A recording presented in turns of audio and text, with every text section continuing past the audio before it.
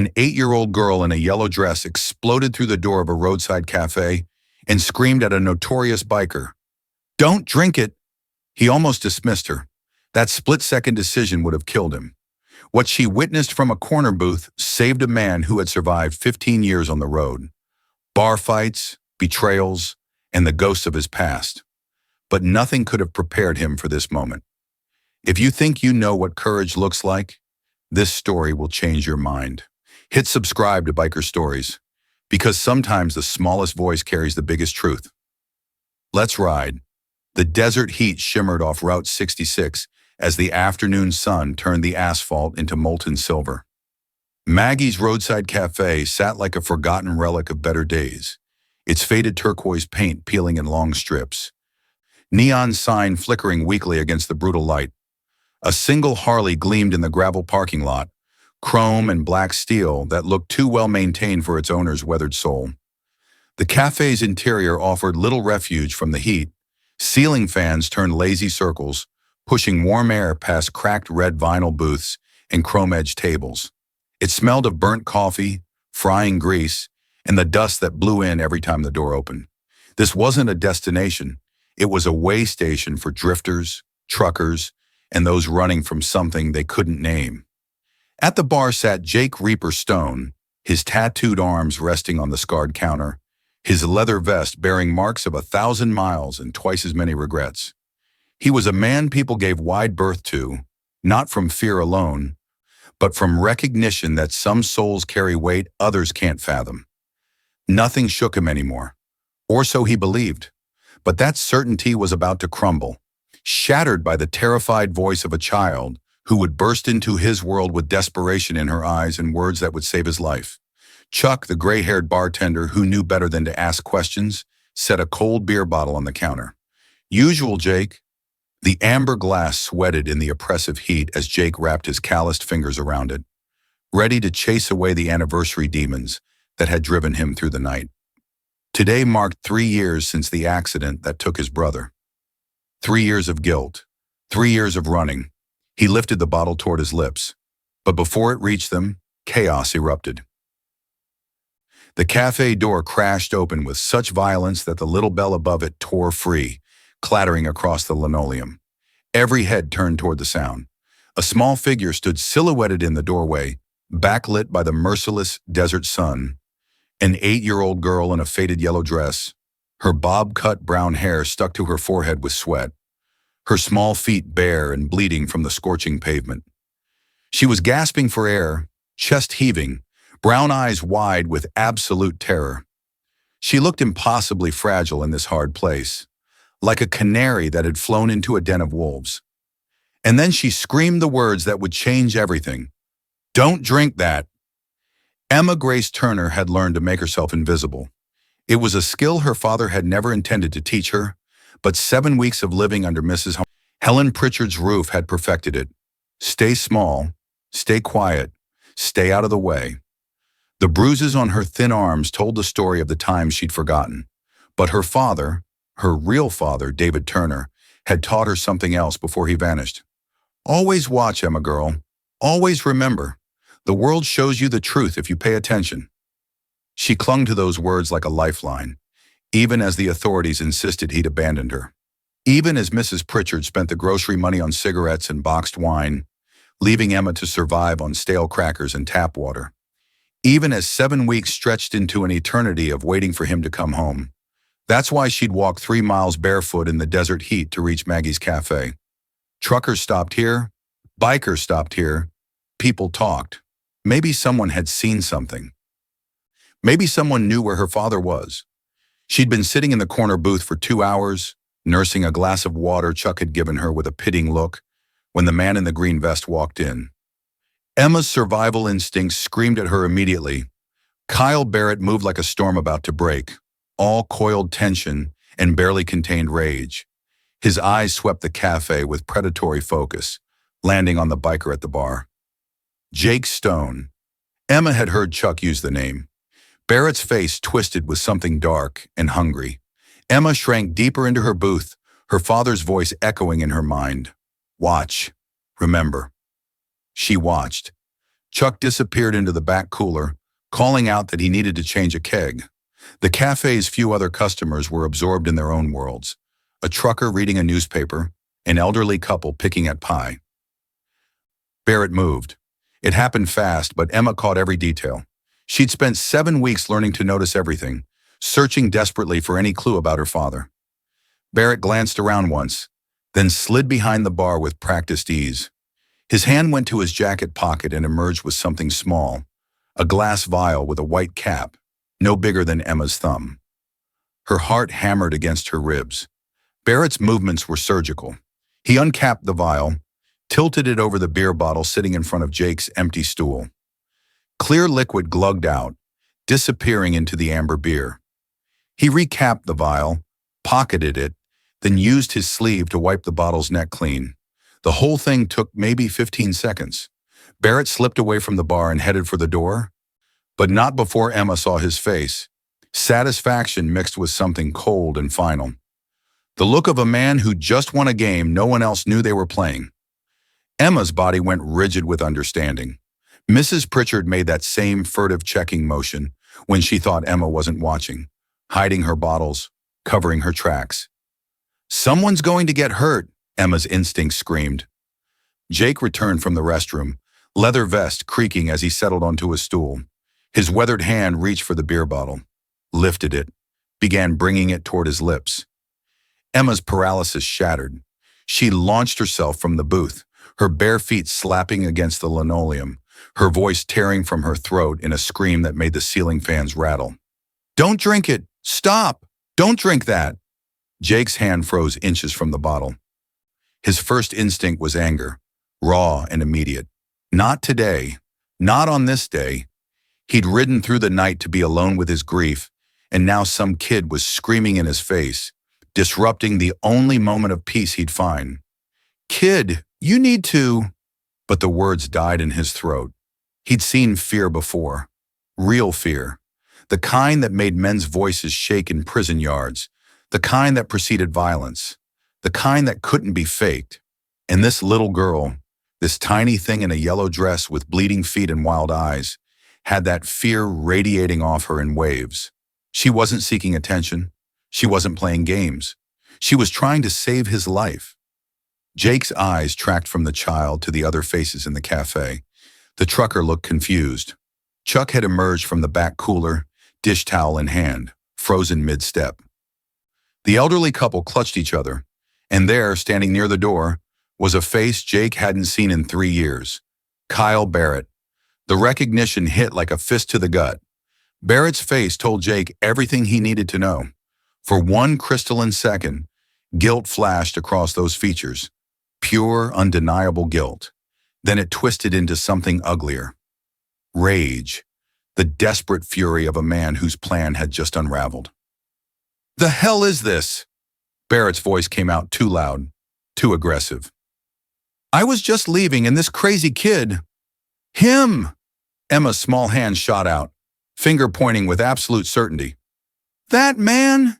He went behind the bar when Chuck left. He had a little bottle, a glass bottle with a white cap." Her voice shook, but her words were clear, precise. "He poured it into your beer, and then he wiped the bottle with his sleeve." The cafe went silent except for the ceiling fan's lazy rotation. Jake's mind raced, pieces falling into place with sickening clarity. Kyle Barrett, 3 years ago. Caught stealing from the Brotherhood. Not just money, but trust, loyalty, everything that mattered. Jake had been the one to vote him out, the one who'd made sure every chapter knew Barrett's name and what he'd done. Men like Barrett didn't forget. "She's lying," Barrett said, but his jaw clenched. That same tell he'd had when they caught him with the stolen cash. "I didn't touch anything. Kid probably wants attention, probably ran away from home." "Chuck," Jake's voice cut through the excuses like a blade. "Were you in the back?" The bartender nodded slowly. "Yeah, keg needed changing. Took me maybe 5 minutes. And my beer was sitting here." Not a question. "Right where I left it when you went to the restroom?" Jake looked at Barrett. Really looked. saw the sweat beading on the man's forehead despite the cafe's struggling air conditioning, saw the way his right hand kept twitching toward his jacket pocket, saw the predator's calculation happening behind his eyes. Fight or flight, fight or flight. Then Jake looked at the girl, small, terrified, barefoot and clearly neglected. Every instinct in his body screaming that she had no reason to lie, nothing to gain, everything to lose by speaking up in a room full of strangers. His brother's voice echoed in his memory. "Trust your gut, Jake. It's kept us alive this long." Jake's hand moved away from the bottle. "Nobody leaves," he said quietly. The command in his voice unmistakable. "Chuck, call Sheriff Harris. Tell him we need him here now." Barrett's face went white, then red. "You're believing a child over—" "Yeah," Jake interrupted, his eyes never leaving Barrett's face. "I am." Sheriff Tom Harris arrived in under 10 minutes, his cruiser's lights painting the cafe's weathered exterior in alternating red and blue. By then, Jake had positioned himself between Barrett and the door, 6 feet 2 inches of leather and muscle that made any escape attempt a joke. Barrett had tried talking his way out. Tried everything. "Look, Sheriff, this is ridiculous. Some neglected kid wanders in here making up stories and suddenly I'm the bad guy? Look at her. She's clearly got issues. Probably saw someone on TV and—" "She saw you," Jake said flatly. Harris, a lean man in his 50s who dealt with Jake more than once over the years, surveyed the scene with careful eyes. "Miss," he said, kneeling to Emma's level where she stood pressed against Chuck's side, "can you tell me exactly what you saw?" Emma's voice was small but steady. "The man in the green vest. He waited until Chuck went to the back. Then he went behind the bar. He moved fast but careful, like he'd done it before. He pulled out a little bottle from his right pocket with his left hand. Clear glass with a white cap. He looked toward the kitchen first, then at the door, then he opened it and poured it into the beer bottle. After, he wiped the top with his sleeve, his right sleeve, and put the little bottle back in his pocket. The specificity of it landed like hammer blows. Left hand, right pocket, white cap, every detail precise, unshakable. Barrett's face had gone from red to ashen. "She's making it up." "Search him," Jake said. Harris's hand went to Barrett's jacket. From the right pocket, he extracted a small glass vial. Clear, white cap, empty but for a few glistening drops clinging to the inside. The silence in the cafe was absolute. "I want to test that beer," Harris said. He returned to his cruiser and came back with a field test kit, a small reagent strip he dipped into Jake's bottle. The chemical reaction was almost immediate. The strip turned a deep, unmistakable purple. "Jesus Christ," Chuck whispered. Harris's face went hard. "That's rat poison. Commercial grade. Warfarin-based." He looked at Jake. "This amount? You'd have been dead in 6 to 8 hours. Slow organ failure. Would have looked like a heart attack to any rural coroner who didn't know to look for it." Jake felt something cold settle in his chest. 6 to 8 hours. He would have made it maybe 50 miles down Route 66 before the pain started. Would have pulled over to some nowhere stretch of highway. Would have died alone on the side of the road, just another biker who'd pushed his body too hard for too long. Barrett's last bit of fight crumbled. His shoulders sagged. When he looked up, his eyes held 3 years of festering hatred. "You ruined my life," he said, his voice raw. "You took everything from me. My brothers, my reputation, my club. You made sure every chapter from here to California knew my name. I couldn't ride anywhere without people spitting on the ground when I passed. You stole from us," Jake said quietly. "You betrayed the Brotherhood. And you made damn sure I paid for it. Every single day." Barrett's laugh was bitter. "I've been tracking you for 3 months, 3 states, waiting for the right moment. Today would have been perfect. The anniversary of your brother's death. Everybody would have believed you'd just finally given up, drunk yourself into a heart attack." "That's enough." Harris snapped handcuffs around Barrett's wrists. "Kyle Barrett, you're under arrest for attempted murder. You have the right to remain silent." As Harris led Barrett toward the cruiser, the man looked back at Emma one last time. The hatred in his eyes made her shrink against Chuck's leg. But Jake stepped between them. blocking Barrett's view. "She saved my life," Jake said. "And you're done." The cruiser's taillights disappeared down Route 66, taking Barrett toward a cell he'd never leave. The café fell into a silence broken only by the ceiling fan's rotation and the small, hitching sobs of a child whose adrenaline had finally run dry. Emma stood in the middle of the linoleum floor, shaking like a leaf in a storm. Her small shoulders heaved with each breath. The terror, the courage, the desperate gamble, all of it was catching up to her at once. Jake watched her for a long moment, his own hands trembling slightly as the reality settled in. 6 hours. He'd been 6 hours from dying alone on a desert highway. This child, this tiny barefoot girl, had saved him. He moved slowly, his leather creaking as he lowered himself to one knee on the worn floor. Brought himself to her eye level. When he spoke, his voice came out softer than it had in 15 years. "What's your name?" "Sweetheart." Emma's red-rimmed eyes met his. "Emma. Emma Grace Turner." "Emma!" Jake felt the name settle into his chest. "Why were you here? At the cafe?" And then it all came pouring out. Her father, David Turner, a mechanic with kind eyes and rough hands who taught her to notice everything, to help people, to be brave even when she was scared. How he'd kissed her forehead 7 weeks ago and promised to be back from a job by dinner. How he never came back. How the police said he'd probably just left, that men did that sometimes, that Emma should accept it and move on. How Mrs. Helen Pritchard, a distant relative who'd agreed to take her temporarily, barely remembered Emma existed. How the grocery money went to cigarettes and cheap wine. How Emma survived on crackers and water, made herself invisible to avoid the woman's sharp words and sharper hands. How she'd walked 3 miles in the desert heat to reach this cafe because truckers and bikers talked, and maybe someone had seen something, heard something, knew something about where her father had gone. "He didn't leave me," Emma whispered, tears streaming down her dusty cheeks. "He wouldn't. Something happened to him. Something bad. I know it." Sheriff Harris had been listening, his jaw tight. He pulled out his phone. "I'm calling Child Protective Services. Emma, you're not going back to Mrs. Pritchard's house." But Jake barely heard him. He was staring at this little girl, and something in his chest was cracking open. Something he'd kept locked and buried for 3 years. He saw it in her eyes, that same desperate love, that same refusal to give up. That same loyalty that burned brighter than reason.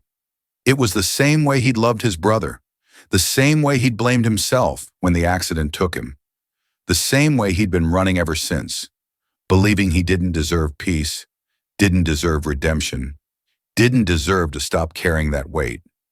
But Emma hadn't given up. She'd walked 3 miles barefoot. She'd spoken up in a room full of dangerous strangers.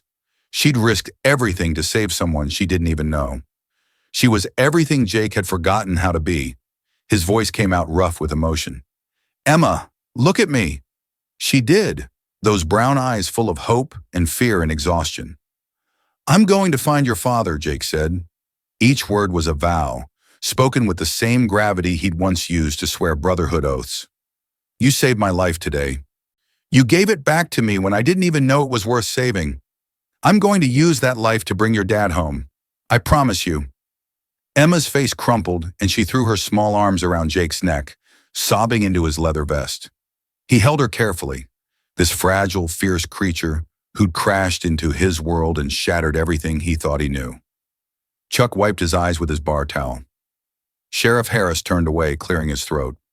And Jake Reaper Stone, the man who'd survived prison and betrayals and 15 years of running from ghosts, finally stopped running. The wheels started turning within an hour. Sheriff Harris personally drove Emma to the county office where Dr. Frank Mitchell, a family physician who'd seen too many cases like this, examined her with gentle hands and sad eyes. Malnutrition, dehydration, bruises in various stages of healing. He documented everything with clinical precision while Emma sat quiet and small on the examination table. "This child has been neglected for weeks," Mitchell told Harris, his voice tight with controlled anger. "Possibly longer." By evening, Emma was placed with the Rodriguez family, Maria and Carlos, Foster parents whose own daughter had grown and moved away, leaving a pink bedroom and two hearts ready to love again. Emma ate her first real meal in weeks while Maria quietly wept in the kitchen. But Jake wasn't resting. He sat at Chuck's bar after closing time, his phone pressed to his ear, making call after call. His network stretched across 3 states. Brothers who'd ridden with him, men who owed him favors, women who ran roadhouses and knew everyone's business. David Turner, mechanic, 5'10", brown hair, late 30s, missing 7 weeks out of Phoenix. Yeah, I need everything. The calls went out like ripples on water, to truck stops in Nevada, garages in California, diners along every highway where a man might end up if he was running from trouble or being held against his will. By midnight, Jake had 20 people searching. By dawn, it was 50. Dead ends came first. Wrong David Turners. Bad leads. 3 days passed with nothing but frustration and Emma's hopeful face every time Jake visited the Rodriguez home. Then on the 4th day, Jake's phone rang. "Reaper, it's Bull." Bull was a Phoenix chapter rider, 6'5", 260 pounds of muscle and motorcycle knowledge. They'd done time together a decade ago, back when Jake was a different man. "Talk to me. Got something on your missing mechanic." One of the prospect's girlfriends works at a convenience store near the industrial district. Says she's seen a guy matching Turner's description being walked in and out of an old warehouse complex, the abandoned Morrison Holdings building on Jefferson Street. Says he looked rough, like he'd been worked over. 2 guys with him always. Never talks, never alone. Jake's hand tightened on the phone. "When?" "She saw him yesterday afternoon." "Reaper, I already drove by. Place looks dead, but there's fresh tire tracks. Someone's using it." "I'm on my way. Get me 3 more riders." "Already done. We'll meet you at the truck stop off I-10. Jake rode through the night, Route 66 giving way to interstate highways, his Harley eating up miles at 80 per hour. 3 other bikes joined him at the truck stop, Bull, and 2 brothers named Cage and Reyes. They didn't need many words. Jake showed them David's photo, the one Emma had carried in her yellow dress pocket, creased and worn from constant handling. "Barrett had associates," Jake said. "This has their stink all over it. Hostage situation, probably over a debt Turner never owed. We go in quiet, we get him out, we call Harris after." The warehouse loomed in the pre-dawn darkness, its broken windows like dead eyes. They found an unlocked service entrance and moved through the cavernous space like shadows, years of riding together, making them coordinated, silent. Bull found him. A storage room in the back, the door secured with a heavy padlock that Cage cut through with bolt cutters.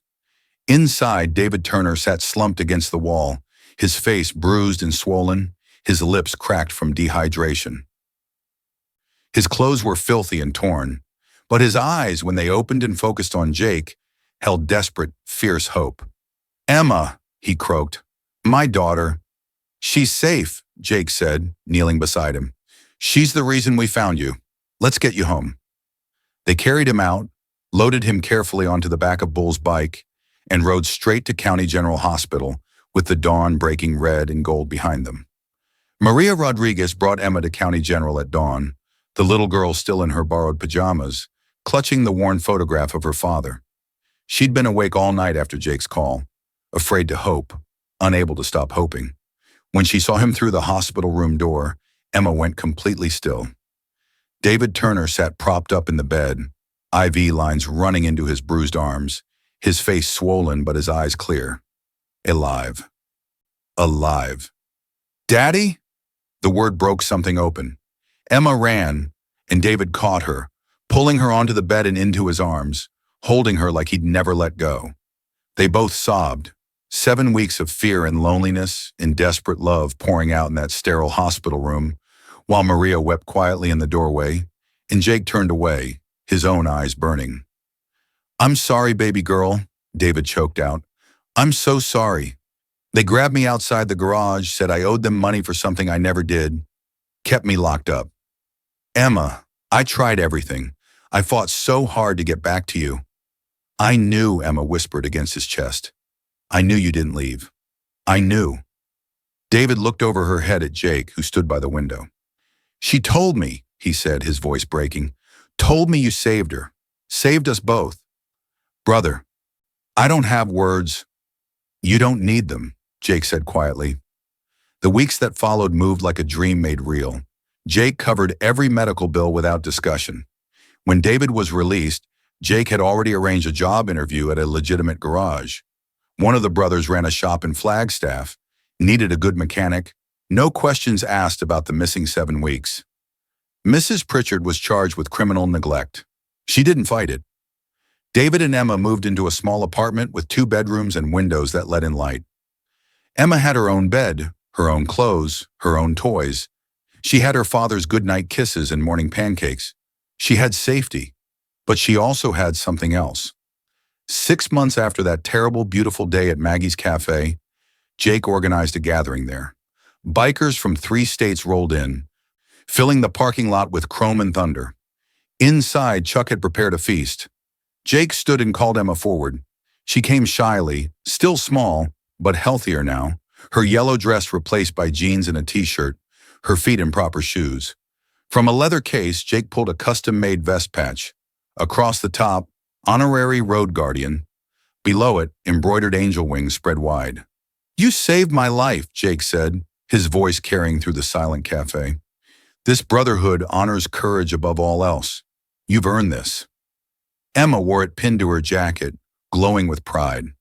Behind the bar, Chuck hung a framed photograph. Emma pointing, Jake frozen mid-reach, the beer bottle between them, with a brass plaque reading, "Real heroes come in all sizes." Years passed. Emma grew up with her father's love and Jake's protection. 2 men who checked in regularly, who showed up for school events and birthdays, who taught her that family wasn't just blood, it was choice. When a motorcycle magazine interviewed Jake Stone for a feature on legendary riders, the journalist asked, "What's the bravest thing you ever did?" Jake pulled out his wallet. Inside, worn and creased, was a photograph of a little girl in a yellow dress. "The day I listened," he said quietly. "The day I learned that courage doesn't roar. Sometimes it's the small voice at the end of the day saying, 'I need you to trust me.'" Emma saved my life and gave it meaning. She reminded me that protecting the innocent is worth more than any mile I've ridden or any reputation I've built. She's my hero. And in a small house in Flagstaff, Emma, now grown with children of her own, told them the story. About the day she found her voice. About the biker who chose to believe. About how one act of courage changed 3 lives forever. About how sometimes saving someone else is how you save yourself. If this story reminded you that heroes come in all sizes, smash that like button right now. Emma was just 8 years old, barefoot and terrified, but she found the courage to speak up when silence would have been easier. Jake was a hardened loner running from his past, but he chose to listen when dismissing her would have been simpler. That choice saved his life. Her courage restored both their futures. Subscribe to Biker Stories for more incredible tales from the road, stories of honor, redemption, and the unbreakable bonds formed when strangers become family. Hit that notification bell so you never miss a story. Drop a comment. Have you ever witnessed unexpected courage? Have you ever had to speak up when everything told you to stay quiet? Share this story with someone who needs to hear it, because sometimes the person you save might just save you right back. Ride safe, brothers and sisters. We'll see you on the next one.